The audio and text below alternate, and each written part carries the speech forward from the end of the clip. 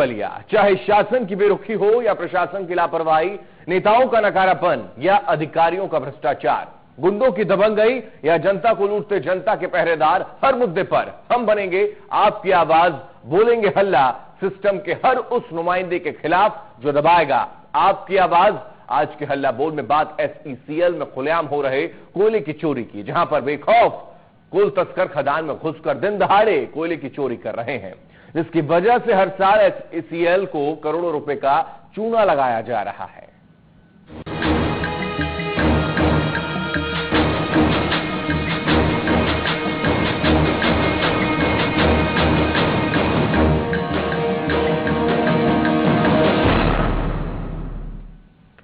जी हां, SECL की खदानें कितनी सुरक्षित हैं, इसकी बानगी कोरबा में देखी जा सकती है, जहां SECL की मानिकपुर माइंस में एक और जहां पर खुलेआम कोयले की चोरी की जा रही है, तो वहीं दूसरी तरफ खदान में तैनात निजी सिक्योरिटी कंपनी खदान की सुरक्षा गनमैन की जगह डंडा मैन से करवा रहे हैं और इसी से बेखौफ कोल तस्कर खदान में घुसकर दिन दहाड़े कोयले की चोरी कर रहे हैं और हर साल SECL को करोड़ों रुपए का चूना भी लगाया जा रहा है।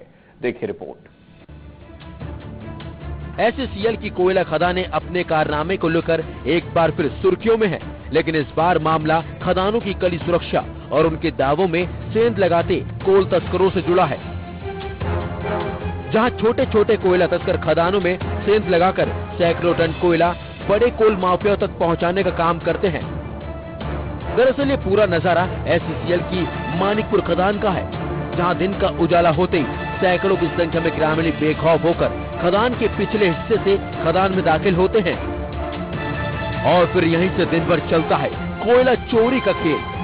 खदान में दिन दहाड़े होने वाली कोयला चोरी की हकीकत जानने जब इंडिया न्यूज की टीम मौके पर पहुंची तो खदान के अंदर और बाहर दर्जनों की संख्या में महिला पुरुष कोयला चोरी करने के काम में लगे हुए थे, लेकिन इन छोटे कोयला तस्करों को रोकने वाला कोई भी नहीं था।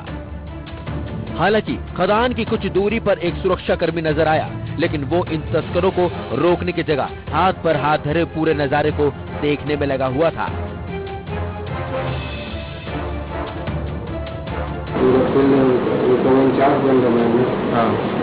अब इनका तो बहुत कुछ है, लेकिन गनमैन पाई नहीं रहे। अब इनके गनमैन 8 के लिए एक गनमैन दे पा रहे हैं, पैसा तो हुआ ये है सब लोग तो मेरे भी लगे पैसे कटे गए। SECL का है ना गनमैन, इसलिए गनमैन को नहीं मिल जाएगा, इसलिए गनमैन जाएगा तो कोई बड़ा से बड़ा जाता है। इस सिक्योरिटी इंस्पेक्टर की बातों को सुनकर आप अंदाजा लगा सकते हैं कि जिस मानिकपुर खदान की सुरक्षा के लिए 13 गनमैन की जरूरत है, वहां महज 2 गनमैन से ही पूरी खदान की सुरक्षा का काम चलाया जा रहा है। इस हकीकत को जानने के बाद अंदाजा लगाया जा सकता है कि मानिकपुर माइंस में निजी सिक्योरिटी कंपनी किस तरह से खदान की सुरक्षा व्यवस्था को दांव पर रखकर पैसा कमाने में लगी हुई है और SECL के अफसर इन सारी खामियों को नजरअंदाज कर रहे हैं। वही पुलिस विभाग की इस बात को मान रहा है कि बड़े कोल तस्करों के झांसे में आकर ग्रामीण कोयला चोरी में अहम भूमिका निभा रहे हैं, लिहाजा पुलिस अब मुहिम चलाकर बड़े तस्करों पर कार्रवाई करने की बात कह रही है।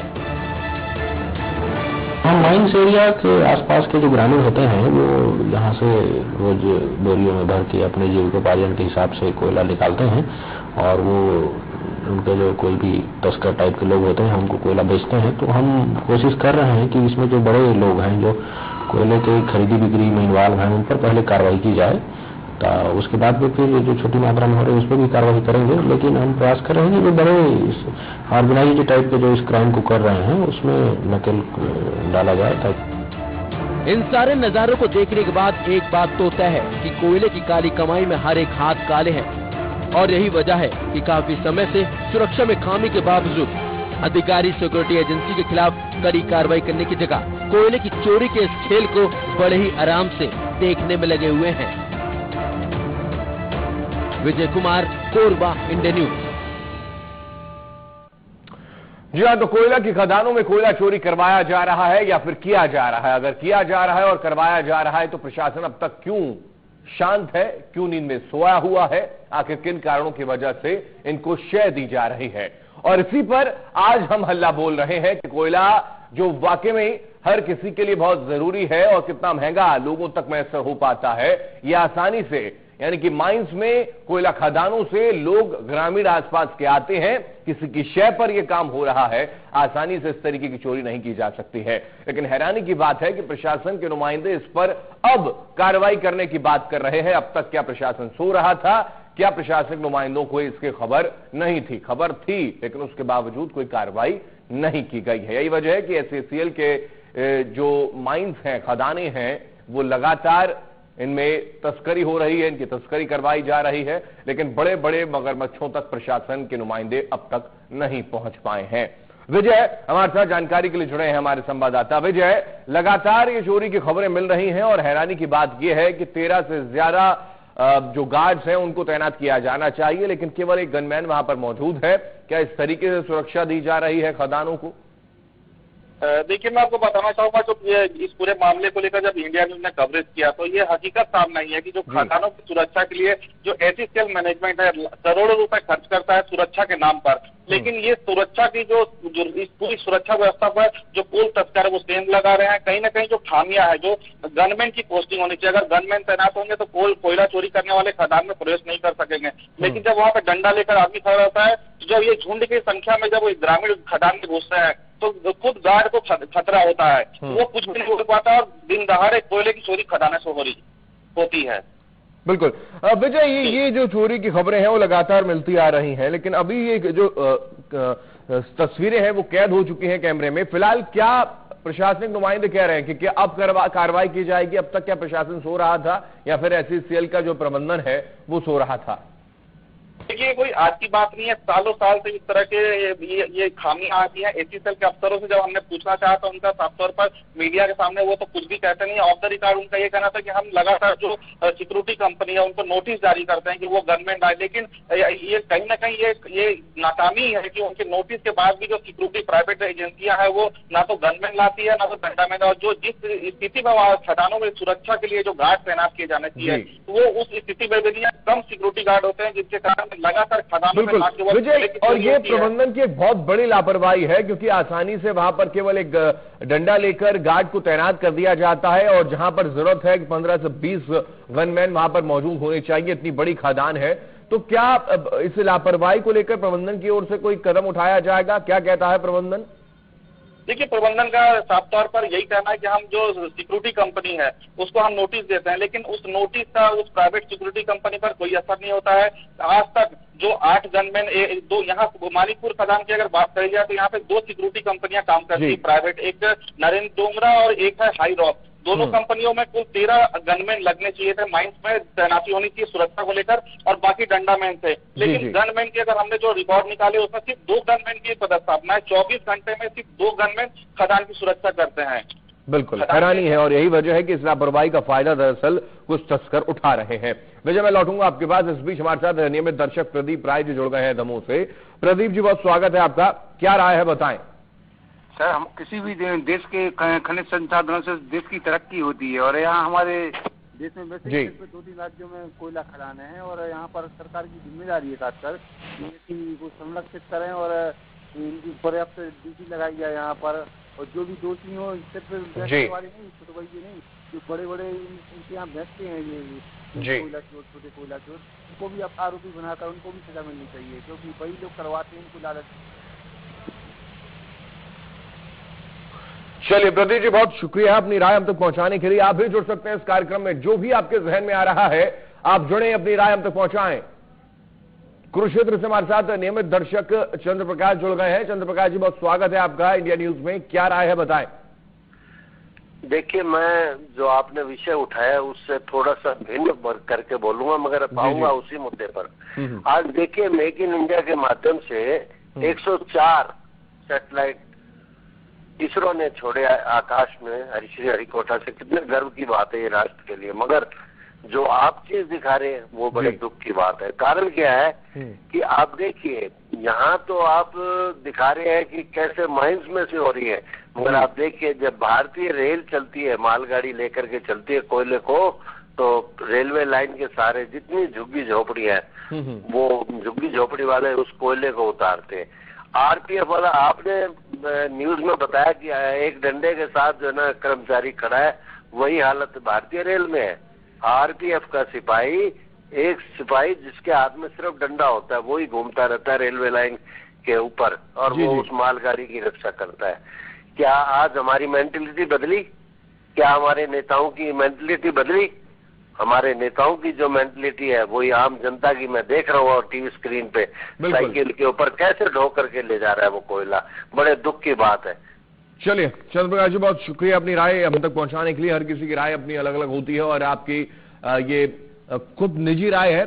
आप भी जुड़ सकते हैं इस कार्यक्रम में, जो भी आपके समझ में आ रहा है कि क्या कोयला तस्कर एसईसीएल को लगा रहे हैं करोड़ों का चूना। अगर ऐसा हो रहा है तो क्यों प्रबंधन चुप है, क्यों प्रशासन चुप है, क्यों पहल नहीं की जाती कि जल्द से जल्द अगर इतना बड़ा नुकसान हो रहा है करोड़ों का तो इसको रोका जाए। ऐसा है नहीं। अगर ऐसा है नहीं तो क्या हम ये समझें कि प्रशासन के नुमाइंदे और प्रबंधन के उच्च अधिकारी के मिलीभगत से ये सारा खेल खेला जा रहा है। हम इसी पर लगातार बने हैं। विजय हमारे साथ, हमारे संवाददाता है फोन लाइन पर बने हुए। विजय, क्या ये माना जाए क्योंकि मिलीभगत के बिना इस तरीके के जो काम है बड़े आसानी से नहीं हो सकते हैं, क्या ये माना जाए प्रबंधन के बड़े अधिकारियों या कर्मचारियों के मिलीभगत की वजह से ये सब हो रहा है?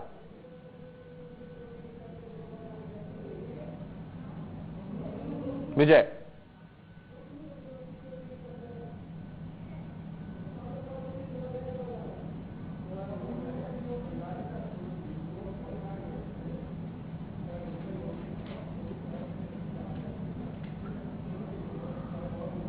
और हमारे साथ फोन लाइन पर फिलहाल बबलू हमारे साथ जुड़े हैं, सिक्योरिटी इंस्पेक्टर हैं। बबलू जी, बहुत स्वागत है आपका इंडिया न्यूज में। जी हाँ। बबलू जी, आवाज मिल रही है आपको? हाँ जी। बबलू जी, कोयला खदानों का आखिर हालचाल क्या है? बखूबी आप इसको समझते होंगे। क्या ये समझा जाए कि बड़े आसानी से यहाँ पर चोरी हो जाती है खदानों में कोयले की मिलीभगत के बिना? ऐसा तो कुछ नहीं है यहाँ पे। जी जी बबलू जी बोलिए। यहाँ पे तो ऐसा कुछ नहीं है जो आप रिपोर्ट पूछ रहे हैं तो।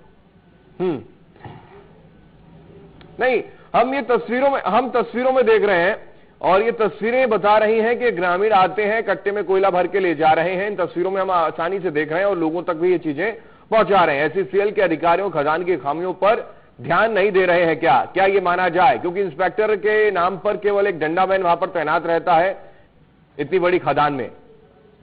नहीं तो डंडामैन तो वहाँ रहते ही है सर, वहाँ पे डंडामैन का ड्यूटी लगाया गया है। केवल डंडामैन से काम चल जाएगा बबलू जी?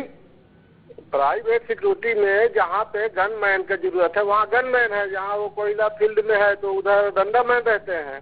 नहीं बबलू जी, क्या कितने गनमैन की आवश्यकता यहाँ पर है और कितने गनमैनों को यहाँ पर तैनात किया गया है? क्योंकि हम तस्वीरों में देख रहे हैं कि दूर दूर तक कोई भी इंस्पेक्टर, कोई भी गनमैन, कोई भी गार्ड नजर नहीं आता।